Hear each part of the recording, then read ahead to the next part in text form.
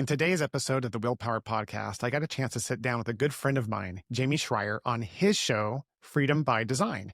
And we went deep on something most private practice owners never figure out: the difference between optimizing your business, scaling your business, and actually architecting it.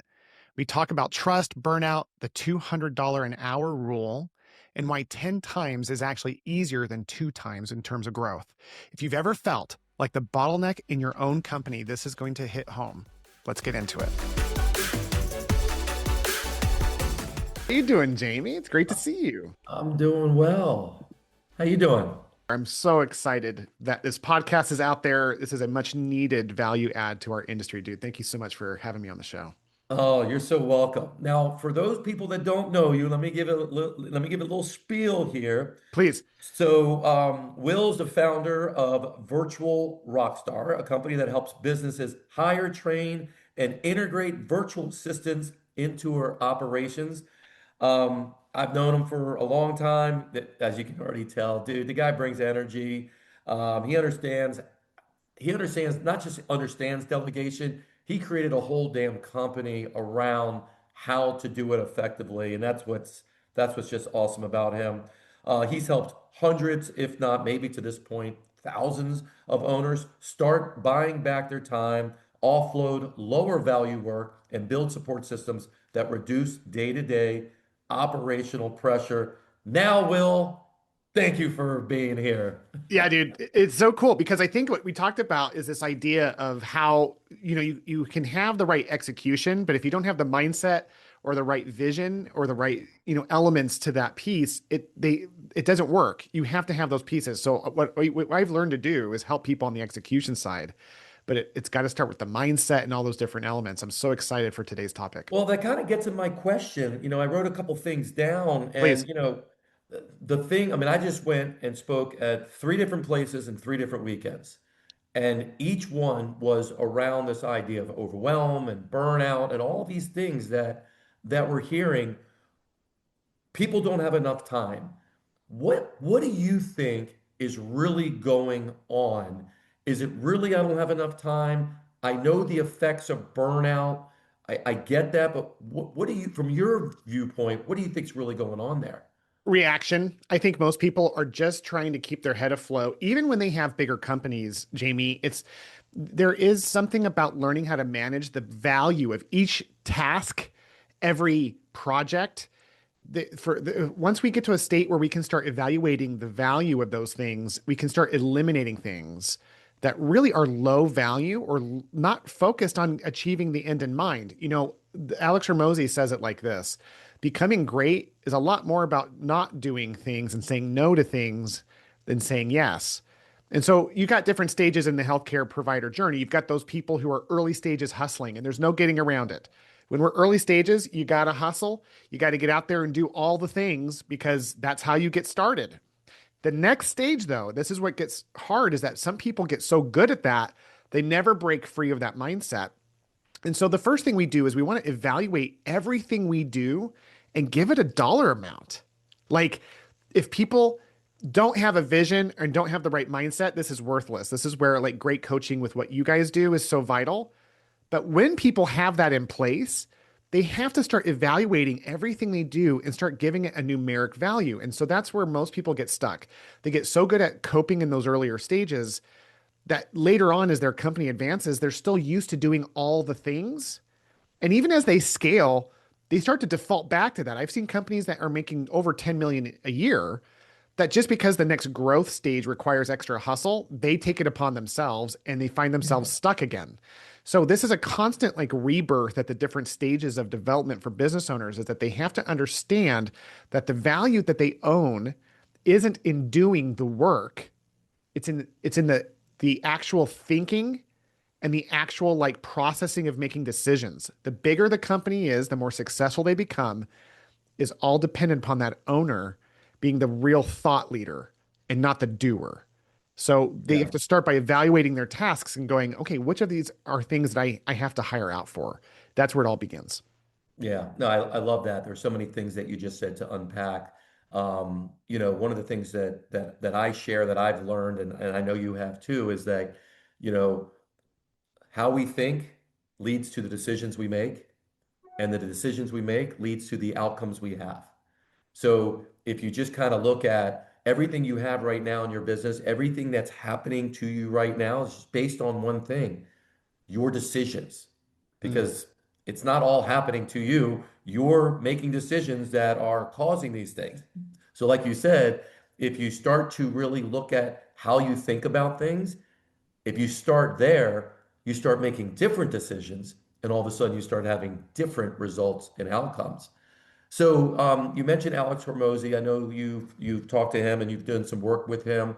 My mentor called it um, optimizing. Like we're really good at optimizers.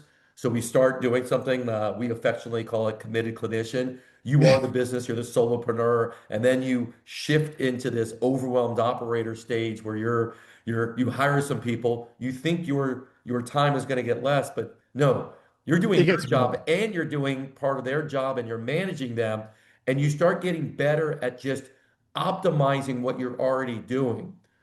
You said something a second ago. You used the word scale. Interesting word. Not one of my favorite words, but I know it's a word used. I like the word architect. Mm. Tell me, in your perspective, the difference between a person who architects their business, which I know you've done a few times, and Yeah. someone that's just trying to optimize or get their business the way it is just a little bit better. What's the difference that you have seen? Yeah, absolutely. It all comes from intention. Mhm. If we look at creating our future, a lot of times we set such low standards for ourselves. I remember when I had my private practice, Jamey, I have my goals every year written on my mirror, not on the mirror, on a piece of paper taped to the mirror. And Mhm. this was decades ago where it was like $100,000 a year would be my personal goal for income and just to be able to treat 3 days a week. And, for me, I set my goals in my future based on like the minimum standard of like what I could possibly think I'm worthy or create. And so what I've learned through great mentors is that we end up shooting ourselves in the foot in that case because that's where we start creating so much extra work for ourselves. There's a book called 10x is easier than 2x by Dan Sullivan and Benjamin Hardy. And it talks about how when we dream big and we have a high intention to make a bigger impact, the path is actually easier because it forces us to not become the bottleneck. And so there's three words that I want to just define real quick because, I mentioned scale earlier, there's growth, and Mhm. then there was your word architect. For me, so scale is an actual definition. It means growing 100% year over year for 3 years. That's an actual term that has an objective meaning. So if you want to scale, for example, that means you're going to double in size every year for 3 years. If you're going to grow, it's anything less than that. I think the architecture word that you're saying is the missing link, no matter what your goals are. Because if you just want to grow 15% year over year, that's fine. But why? And then the why and the personal like insight into the impact is my opinion of the word architect that you use. And this is what I know about you and your company is when you help people understand the end in mind, you can make a decision because not every company is meant to scale. Some companies just want to grow, and we all should be growing because if we're not growing, we're dying. We all can agree on that. But the purpose and the reason and the impact and the intentionality is, in my opinion, what makes that word architect become intention. It's like the intentional growth or scale of a company based on a clear purpose and vision would be my simple answer to that. And it makes Yeah. all the difference, man. It makes all the difference because by default, when we set low expectations for ourselves, we're going to be in a position where we just become the bottleneck because all we want is $100,000 a year in 3 days a week of treating. I didn't think about all the administrative crap I was going to take on, like in addition to that, with such low standards and goals. Yeah, we're great at being bottlenecks. That's one of our favorite things to do, and yet sometimes we don't recognize we are the bottleneck. And if we do recognize it, we don't know really what to do. So people are hearing now and have heard, and I know you're everywhere, this Sure. idea of virtual assistant. Um, what exactly is a virtual assistant, and where did this thing come from? What is it about this that's just so like connected with you? Because I know at one time I had to ask you, because I think you just maybe hired a logo designer. I'm like, dude, how many companies do you have? You're like five companies, like all these logos. And I'm like, what is this? And you're like, okay, those are fine. Jamey, this is where I'm focusing. Yeah. Where'd all that come from? Like, what does someone understand about virtual assistants that really is incorrect, that they're just getting it wrong? Yeah, you said a lot of great questions on that. So let's start with the first one. What's wrong? What do people get wrong with virtual assistants? If it's done incorrectly, then virtual assistants are going to be seen as cheap labor that you can dump on to help free you up. That's the Wow. wrong way of Okay. looking at it. And the wrong way of looking at it is in that same lens of what we've all experienced when we've been sent to customer service, when we've been on our phone with our credit card company or our exercise machine and they go, oh, it's broken. Let's send you to our customer service line. And you hear someone on the other line that you can barely understand. That's what they think of virtual assistants. So people Right. have fear around it because of that experience, but they also think, yeah, I'm just drowning. I'm going to dump on someone overseas for cheap labor. That's not what it is. Here's where it came from.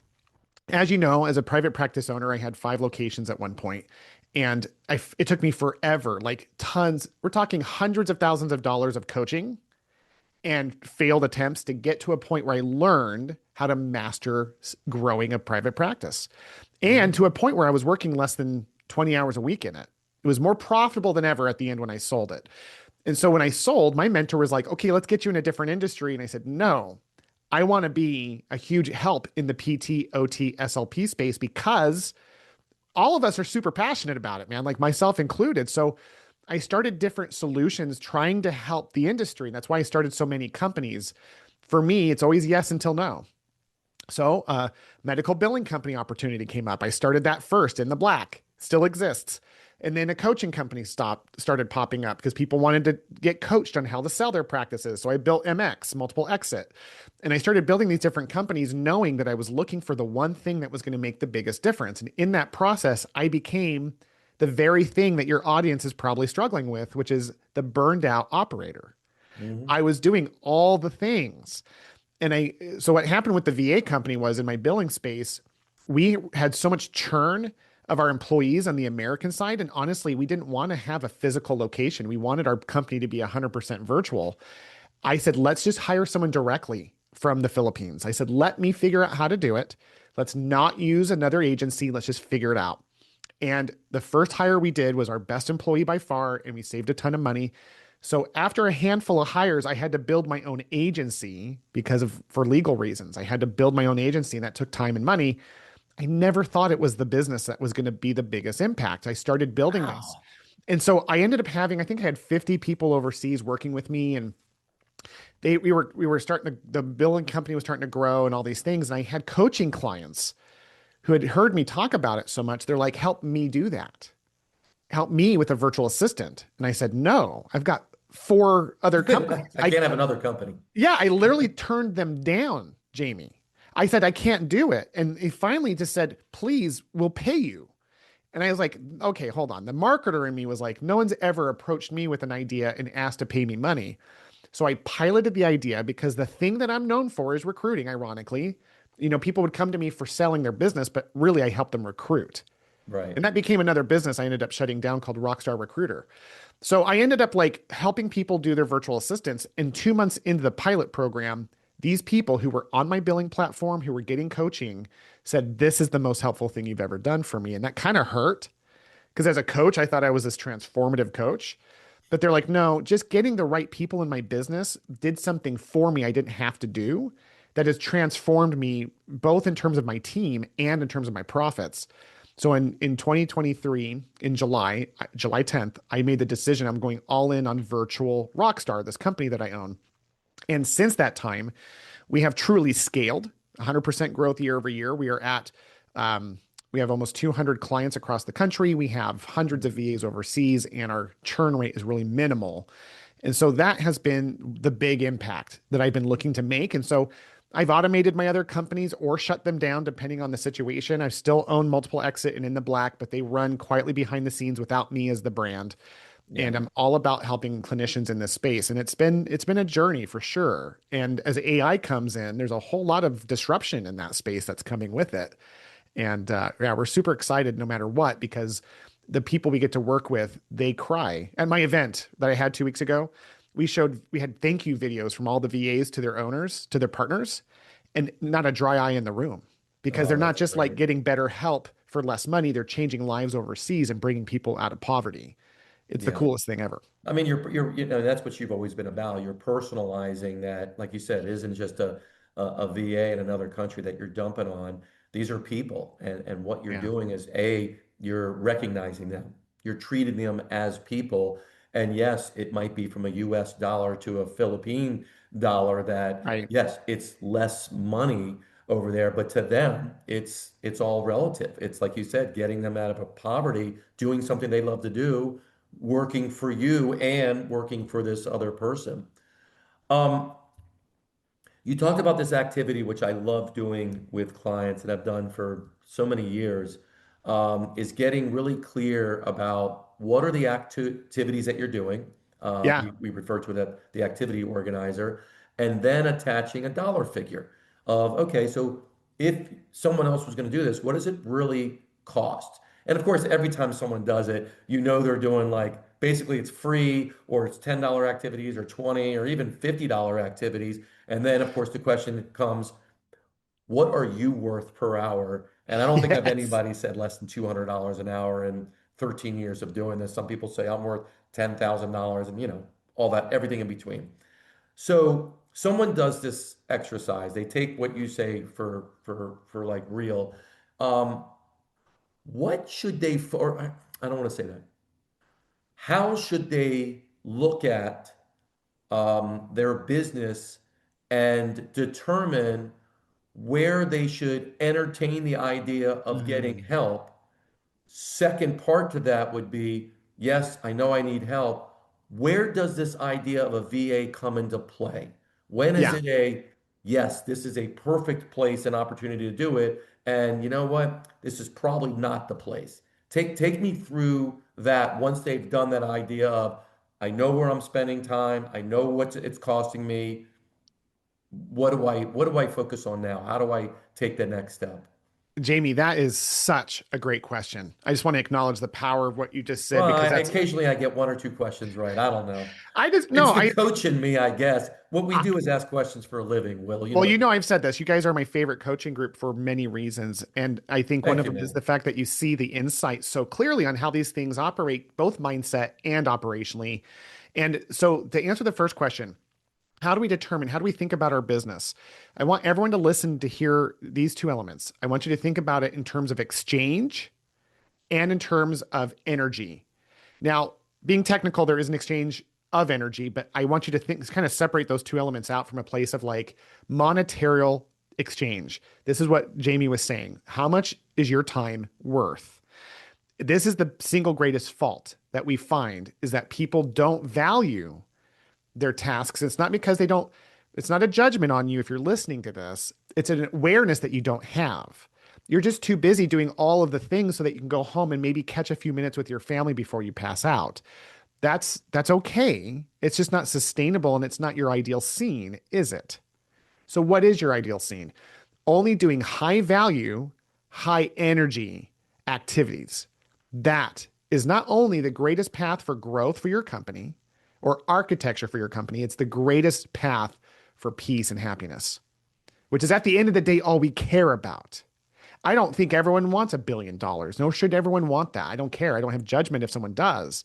But what I want people to want is to be happy. And happiness only comes from gratitude, giving, and growth. Gratitude, giving, and growth. So if you're in a place where you can be grateful and grow as a person and help other people grow, and you have enough funds to give to your family and the industry, that's where happiness lives. So you have to look at that monetarial exchange.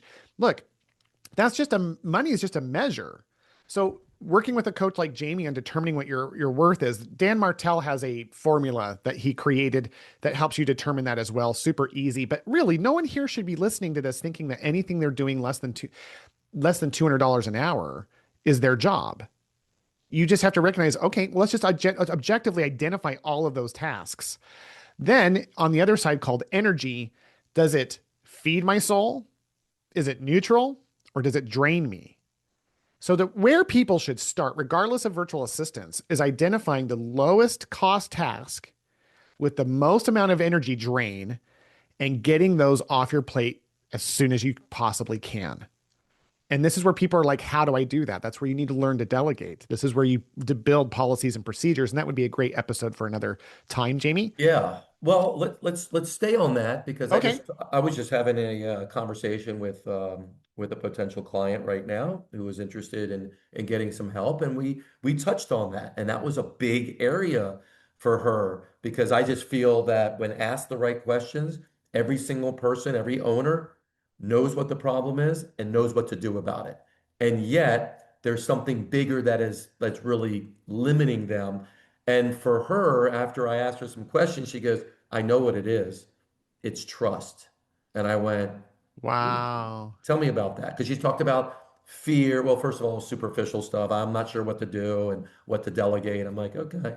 Because she was just trapped and overwhelmed and stuff. And then she went into fear, and I said, fear of what? And I let her have space. And then it went into, Jamie, you know what it is? Trust. And then she talked about growing up and some of the things, and she trust her, her husband and her family, and that was pretty much it. She didn't even Mm, mention her team. And I went, I wonder what that is costing you. mm, So when you have this idea of some trust issues, and the way the world is right now, there is a currency that is really lacking, and that's the currency of trust. Just kind of talk about this idea of us as owners, we love control. We have the fear of letting go, which is an element of trust. And here you are suggesting that we delegate, let go of this thing, even though rational makes sense. I'm not, yeah. I'm worth more. Um, and then not just delegate, but to what you're doing is delegate to another person that's not even in your state or even in your country. Like, w- tell me about, I mean, Yeah. yes, that I'll never meet in person, most likely in my life. I have a hard time delegating to the person that I kind of know that I employ right down the hall. Tell me kind of the emotional stuff that goes through, because I know you've been Yeah. there, you've seen it, maybe you've experienced it. I want to tap on that for a minute. Brilliant. Because you hit the core element. My favorite book of all time, Jamey, this is my favorite business book. This isn't my favorite book of all time. It's my favorite, like, relationship business book. It's a hard read, but it's the most important. It's called The Speed of Trust. Mm, Trust, and this is Stephen Covey's son, Stephen Covey. That book transforms how we see trust because he breaks down trust in a couple of key elements, but one of them is results, like where we get results. And I just want to acknowledge everyone listening that it's normal in our to get to a successful business point to start having a lack of trust because of all the invalidations that we experience. How many times have we trusted someone with a delegation and they stunk at it, or they dropped it and they didn't seem to care, or they fire you, they quit on a Friday night with an email, ruining your weekend, and just now you can't trust that they'll even be there. There's a lot of reasons why business owners struggle with trust, and I think you hit the core element across the board. That's the underlying mindset issue of all this. Because at the end of the day, objectively, it's really simple. It's delegate, automate, delete. We look at everything below our cost point and our energy point. Anything that's below that $200 per hour mark, for example, and anything yellow or red. Remember, you delete, delegate, or eliminate or automate any of yellow tasks, not just the red, because where you're going to be the most happy and successful is in the green energy giving things that are high value. So mhm. objectively, it's really easy. But on the trust side, how do we develop trust, especially with people overseas? Well, first of all, I do think there's a big another like pitch for coaching on this. I think coaching is a huge piece of this element for me. Learning how to delegate and learning how to trust in the right way was huge from a mindset perspective. But objectively, the reason people have learned to trust the process is twofold. With the virtual assistants now tying that into what I do, how that works is number one, I built a system where people could try it and not be committed. So that gives people an ability to test it or pilot it without committing. And now a lot of companies don't operate like that, but I built my offering around my lack of trust from years ago especially because it's overseas for all the reasons you mentioned. So what happens is people come in, they don't sign an agreement with us until they've met the person who like knocks their socks off. And that's usually that puts all the liability on me as a company to be able to introduce you to someone that you know 100% is going to be great. Because listen, we've all hired people on various levels of confidence. On one end, we've all met those rock stars that we've hired. You know immediately they're going to be great, and they are. Everyone else, you've gotten surprises on. Sometimes you're not sure, and they turn out to be great, or you're pretty sure they're going to be great, but they stink in terms of alignment. This is different. Unless you're 100% positive, you don't sign an agreement. And then when you sign an agreement with us, you can cancel with a 30-day notice. So what that does, and we coach people, we say, listen, this isn't for everybody. Pilot the idea. Tell the team you're Mhm. giving it 30 to 60 days, and then quit. So that's the first thing. But the second element of the trust is the results. This is where if we don't find the right person for people, it doesn't matter. We would just have a really like good hobby. The reason when people stick is because when you're working with someone overseas and they show up like it's life-changing money because it's life-changing money for them. And at the end of the day, they go, what else can I do for you? Here's this great thing that you asked me to do. What else can I do? It's so quick for people to get trust. This is that speed of trust moment. It's like when you get solid results quick and you don't feel like you have to work hard to get them because the person's doing the work, that's when they go, hey, Will, I think I need 2 or more VAs next week. Like literally that happens where within 60 days, most of our clients are looking for a second, third, or 15th VA. I So, bet. so it all comes back to delegate, bigger picture, delegate, eliminate, automate. So we're doing a Yeah. lot of crap that we shouldn't even doing at all in a company. Let's get rid of those things. Let's automate things with AI. Let's delegate everything else to trusted team members, right? Right. Um, Good stuff. Good stuff. Real quick, what are 2 to 3 tasks that you typically help someone with? So if you look at the research in the last 2 years, Yeah. these are the two that people come to us first, just to give people an idea of where a lot of people start. Doesn't mean where you should start, but just give them some understanding around that. Absolutely. We coach each client into determining, first of all, if it's even a fit, because there is very specific markers for when it's not a fit. If someone is drowning and they've never hired someone before, this is a horrible concept for them. Yeah. You have to have had at least a couple of people that you feel like are good employees to know how to even work with the Don't make your VA first hire overseas and all of ever. that when you've never done that before. Yeah, and it's weird because I've seen people promote that. And I'm like, no, like you've got to have that in-person connection before you can learn. It's not hard, but it is different to learn how to do things overseas. We support people in figuring that out. But most people, Jamie, come to us and say it's in the 90 percentile range, not knowing where they need help. They literally are like, where do I even start? And Right. so what we identify is the lowest hanging fruit of the least risk with the most like benefit to the company. And so for Yeah. most people, that's somewhere in the insurance side of things or on the front desk side of things. Over 80% of our clients start with an insurance verification specialist or a after hours call support person. And so they just test a role to add. If you already have a Rockstar team member, they just hire this as like an assistant to that person, which the American loves. Hey, we're hiring you an assistant to take off some of these horrible things that like are taking your time, like calling insurance companies or getting off. So that's usually where they Yeah, start. the insurance verification is, I mean, to me, it's a no-brainer. If you can't do it through AI, which eventually you may be able to just do it through AI, Yeah. get that stuff out of here like today. I mean, nobody AI can gets automate 80% of it. energized by that. No one does. And it's so fun unless it's life-changing money. Listen, if someone paid me $1 million an hour to do insurance verification, I would love. I could Dude, see how me long you think you'd last? Come on. for You're not million. motivated by money. Don't give me that. There's I no listen way for you two would, you'd weeks. get that first Absolutely. check, second check, and you'd be like, man, this sucks. Here's the thing. Remember, it's all relative because like there's true, but let's say it's $1 million and half of it goes to an African village and supports people. And every time I'm on a call, I'm just trying to paint the picture that there are people out there who this is going to influence differently than an American. And it's such a powerful move. So yeah, So you're like, saying for the VAs, it's powerful. yeah, Yeah, yeah. they don't, they're I meant for thrilled. you. Oh, for me. Yeah, I don't know. I would do You're it like, for a few days. That's what I said. You do it for a few days. No. I know what you mean. Like they're like, and there's some people that that's what they like. They're just more of behind the scenes. They know what to do. They're systematic, organized. They do the job and they feel good. And like you said, they're getting money and what they're doing is supporting their family. They don't focus on the work. They focus on what the work represents. So yes, I totally get that.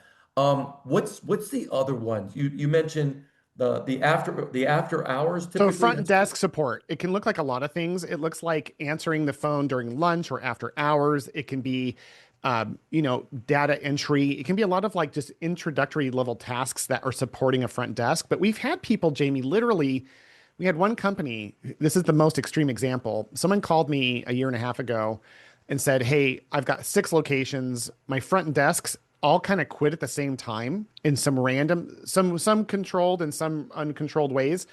And he said, honestly, I just want to get everything automated out overseas. How do I do it?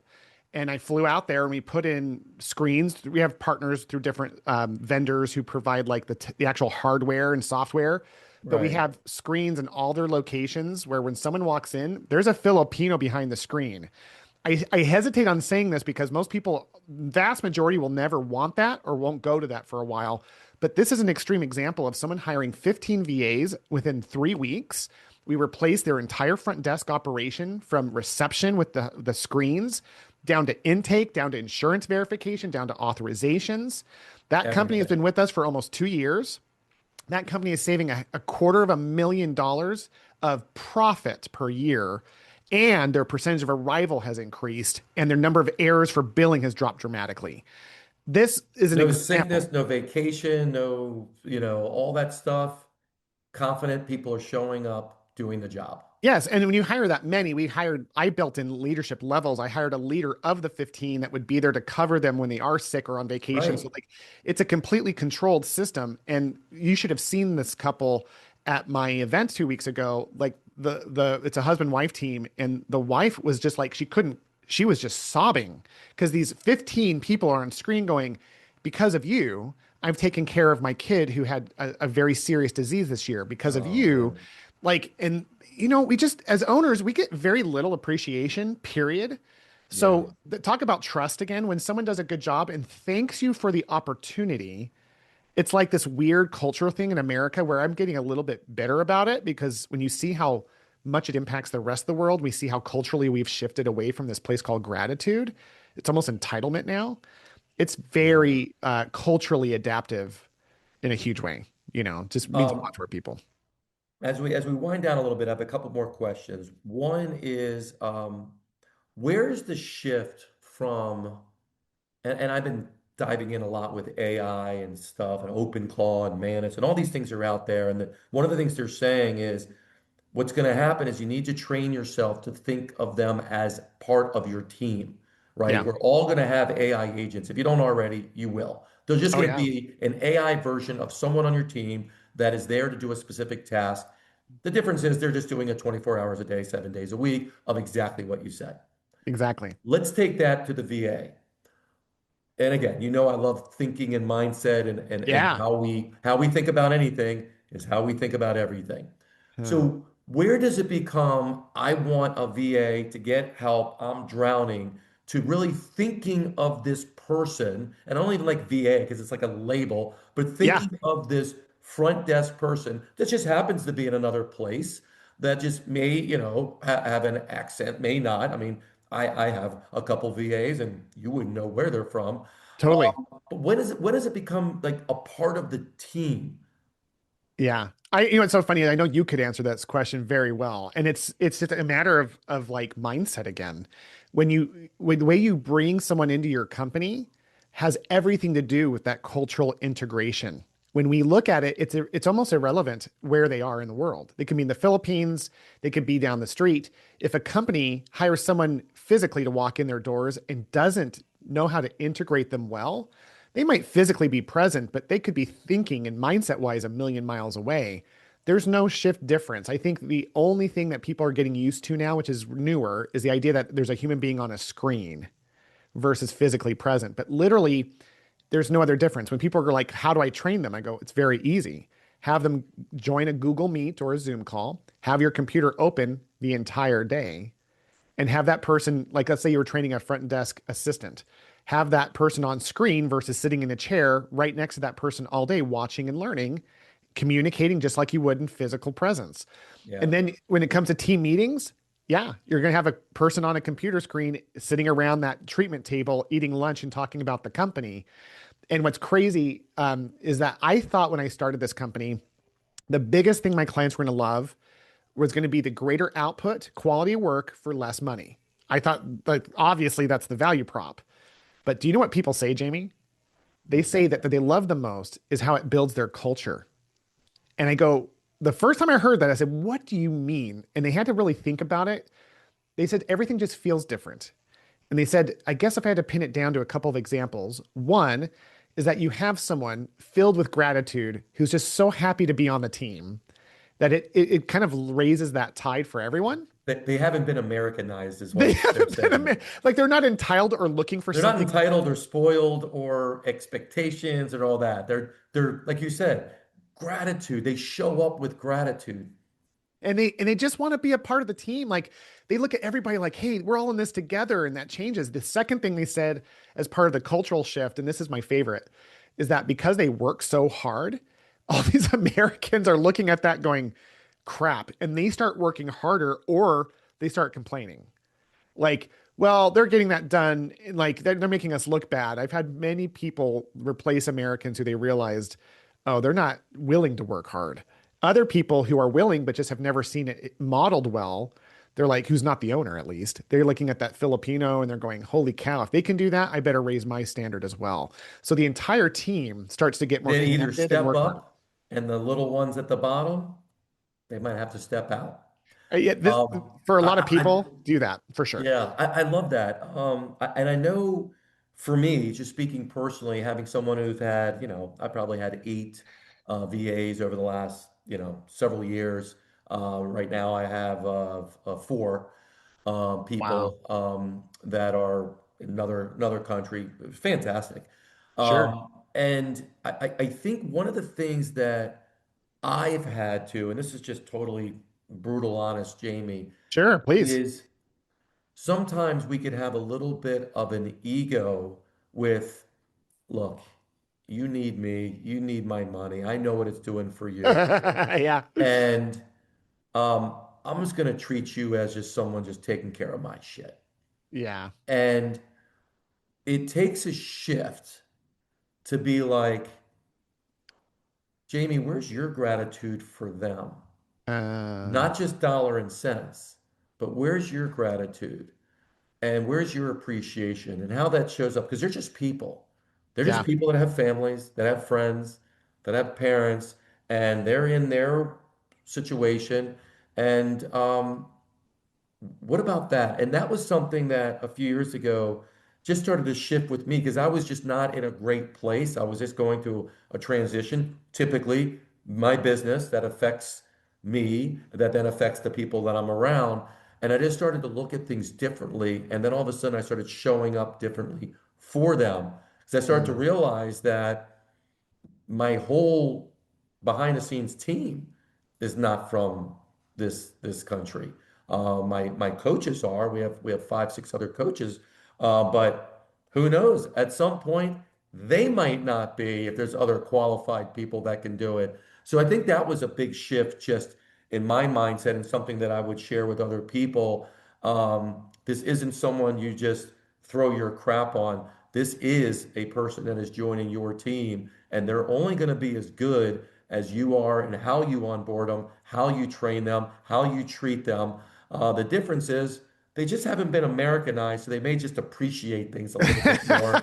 I am sarcastic. I don't want to get emails from everyone, but send them the will, please. Um, Absolutely. all right.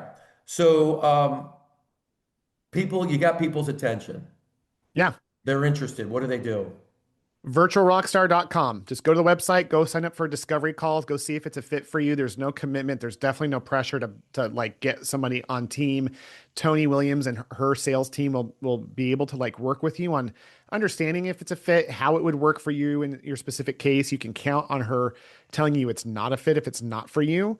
And that's why we have such little churn. We have clients who stay with us for the long haul because it's there. And it's, someone might be out there listening going, well, can I just go hire someone directly? And I say, yes. If you calls to you at all, go to onlinejobs.ph and go search for the role, go through that work. The reason we have a business at all is because we're just so good at it. We can automate it in a way that still saves you so much money and you don't have to think about it. So for people who are like, I just think I want to do this on my own, go do it on your own. You don't need an agency if I it calls to you. I love that because those aren't going to be the right fit anyways. Because if Not their at all. thinking is, I want to do it on my own, that's how you stay stuck. So just by saying that, I could already tell you, just as a coach, all the deeper issues that are going on, which is why you're stuck. But if you truly believe, like, hey, I want to let go, the word I use now is dependent. That's my new word, dependency. How do I you love that. become less dependent on the day-to-day operations? Well, here's a great avenue to do it that is economical, that will help you elevate your business. But again, that's only going to happen if you think like that.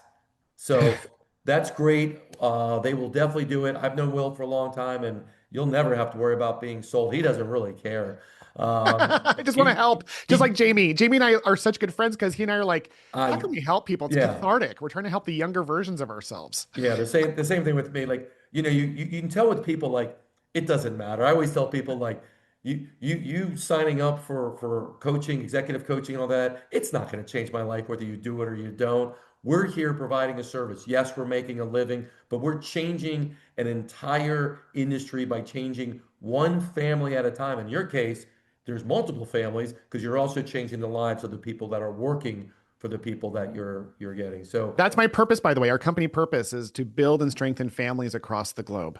So you hit yeah. it at the end perfectly. That's the end of the day. It's a team family at work. It's our home families that we get to work with. And it's also these international families that we can support and grow while we increase our income, impact, and freedom. I love that, man. I love it. Thank you so much.